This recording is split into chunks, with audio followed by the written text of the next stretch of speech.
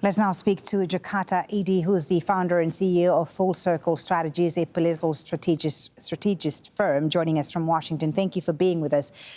First off, everyone is shocked, I imagine you are, about what we saw today. What do you think will be the consequences of what unfolded today on Capitol Hill?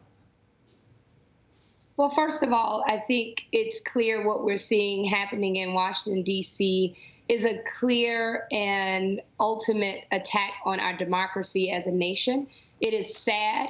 It is at the direct result of more than 4 years of constant and repeated stoking of violence and rhetoric by the current president of the United States, Donald Trump, and those who've stood by him, who've propped him up, and those who've also stood silent and said nothing are all responsible for just what we're seeing today. Looking at social media right now, there are a lot of people talking about the 25th Amendment, which has, of course, been mentioned throughout President Trump's presidency.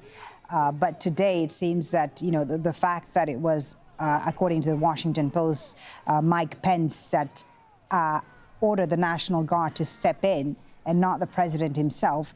There are many who are saying that the vice president essentially today became the president that is not doing his job. Can there anything that can be done between now and January 20th on the inauguration of Joe Biden to remove President Trump from office?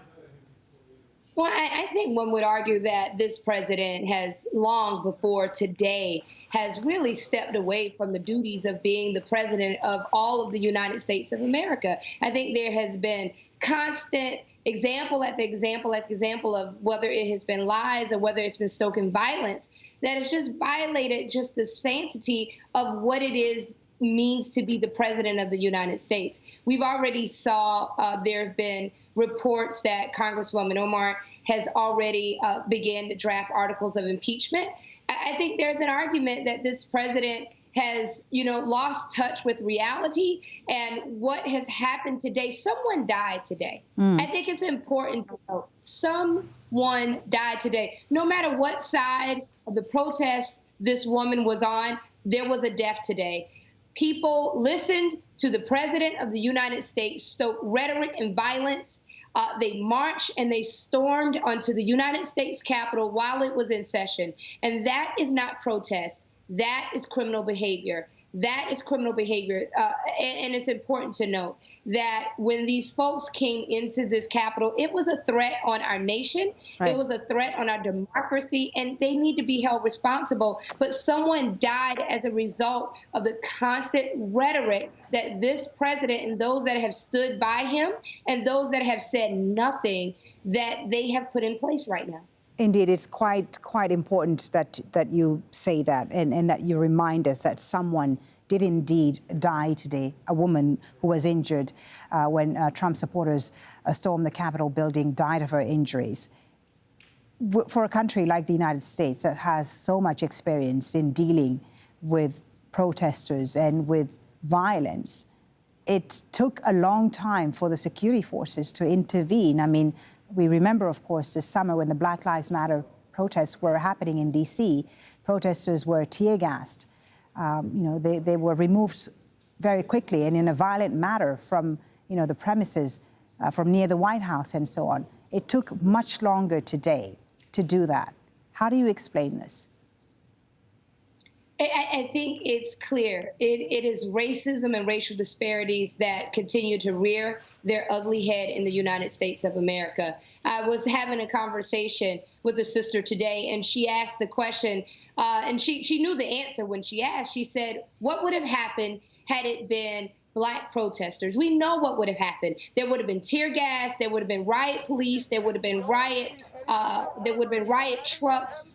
There would have probably been bullets and tear gas. All of that we would have saw. And we have seen over and over again all summer the assault on peaceful protesters who've been protesting against violence in this country. But when we see those that will go in and storm the United States Capitol, storm the Capitol while the Vice President of the United States and the Speaker of the House is presiding over a joint session of Congress, be able to storm in the manner that they did, to have guns in the manner that they did, and to be able to walk out, we have to ask ourselves in America, what's really going on here? And the answer is this is a problem in America. I think we're going to have to deal with that question. Right. But I think we also have Do you to deal think with Joe the rhetoric. Biden, the president-elect, can be the one to deal with this question of racism that you bring up? Can he be the one that heals these divisions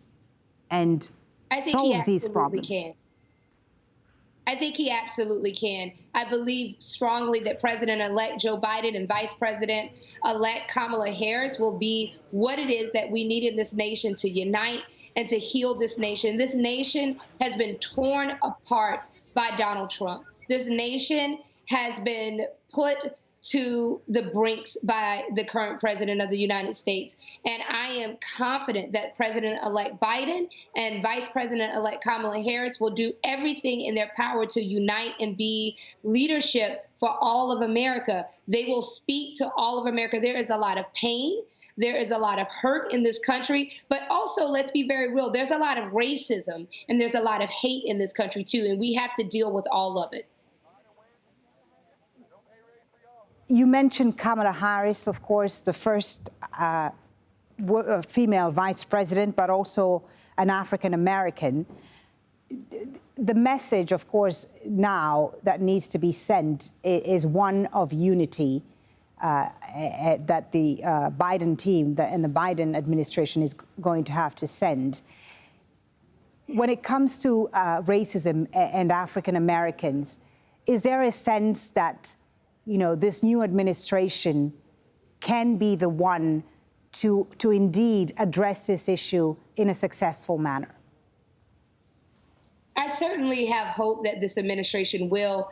Vice President-elect Kamala Harris has a lived experience unlike anyone else that has ever sat in the position that she sat in. She is the first woman. She is the first African-American, first woman of color, first Asian-American woman to sit into this office. And she has a lived experience. She knows what it feels like to be racially profiled. She knows what it feels like to have those courageous conversations with the young Black men in your family. She knows what it is to deal with all of this. And I think she'll take that lived experience with her into office.